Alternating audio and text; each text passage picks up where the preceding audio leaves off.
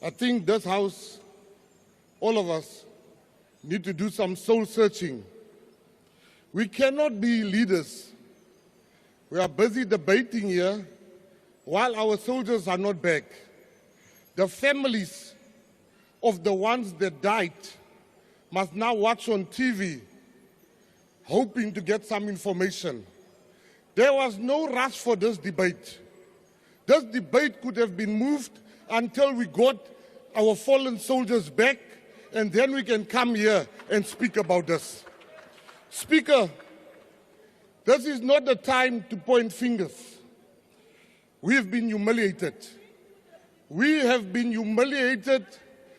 We have been humiliated. And we must teach people, when you kill a South African, there's consequences. We are sitting with the highest youth unemployment in the world. Let us use this opportunity and call for conscription, Honorable President, and bring our young people and train them. And while we train them, let us go and teach M23 a lesson. Let us go and kill those that killed our soldiers. I don't know, Speaker. These ones are talking a lot here. We need soldiers. You call yourself Commissar, you call yourself CIC, we need you there. There's people that we need you to go fight. We are tired here in Parliament of toy soldiers. We want, this is war. People are dying. You are calling yourself titles here. Go and fight. I will be one of the first to join the battalion to go and fight. Let us go and get our people, and you must follow me. Let's go and fight real fights, not these fake names of the army. I salute you. Thank you very much.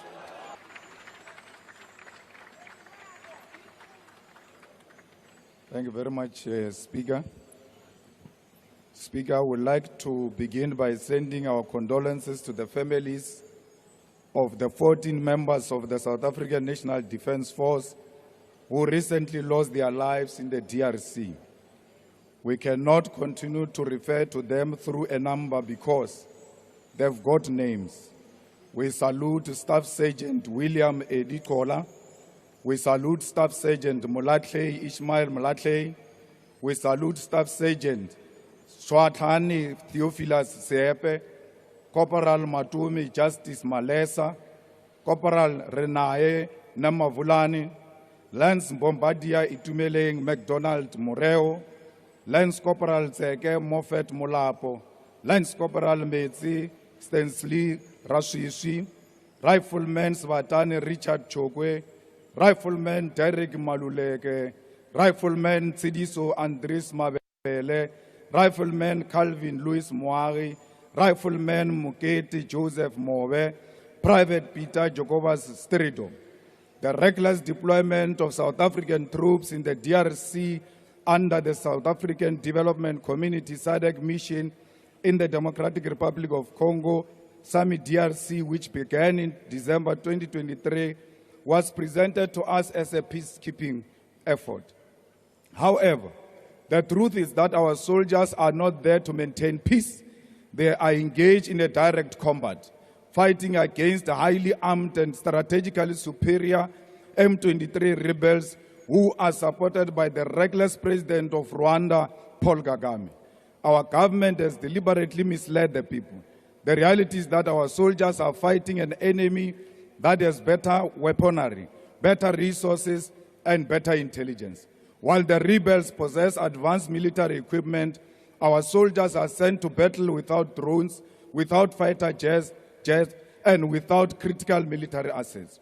They are left vulnerable, fighting a war they cannot win, all because of the failures of this government. The recent M23 offensive on Goma has highlighted significant shortcomings in the South African National Defence Force deployment. Intelligence failures were evident as the SNDF lacked timely and accurate information to anticipate the M23 movements, leaving our forces unprepared for the assault. Coordination between the South African National Defence Force, regional allies, and the Congolese military was inadequate, leading to a fragmented response and over-reliance on local forces that quickly collapsed under pressure. The SANDF response can also be criticized for its sluggishness, allowing M23 to seize strategic positions before effective action was taken. Political considerations were often overshadowed military necessities, limiting our forces' effectiveness. Leadership on the ground also failed to provide clear directives, resulting in disorganized retreats and unprepared casualties. These issues culminated in tragic losses. For over a decade, we have watched as the South African National Defence Force has been systematically weakened. Budget cuts have crippled our military ability to function effectively. Aircrafts and helicopters that should provide air cover for our troops are grounded due to lack of maintenance. The government has neglected its duty to ensure that our soldiers are adequately prepared and equipped for combat. This is despite the fact that this deployment has cost our government 2.3 billion since it began. But it does not end there. The defense sector has been ravished by corruption. Officials at Denial have looted and mismanaged funds, selling South Africa's defense technology to foreign entities. This is nothing short of treason. At the same time, the Department of Defense has wasted over 250 million outsourcing IT services while ignoring existing in-house capabilities. This is a blatant theft of state resources, and it is our soldiers who pay the price.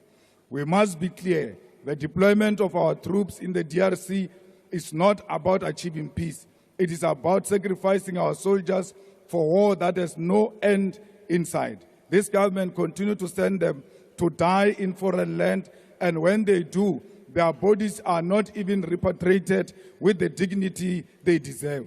We are still waiting for the bodies, even after the Chief of Defense said the bodies will come the following day.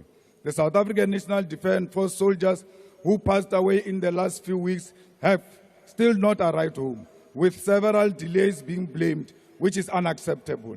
The families of these fallen soldiers are left waiting, grieving and struggling for answers. Our troops be brought home immediately. We cannot allow more lives to be lost in a senseless conflict while corrupt politicians continue to loot and mismanage our defense resources. Bring them back home now. This past weekend, South Africa participated in a joint SADC and East African Community Summit in Tanzania to discuss DRC crisis. We agree that there must be ceasefire, and we agree that the chiefs of the military must come together to create a clear passage of the ceasefire. Re role now ba etapele ba ANC le rekisitse bana ba rena le re tsegisha ka madegere. Thank you.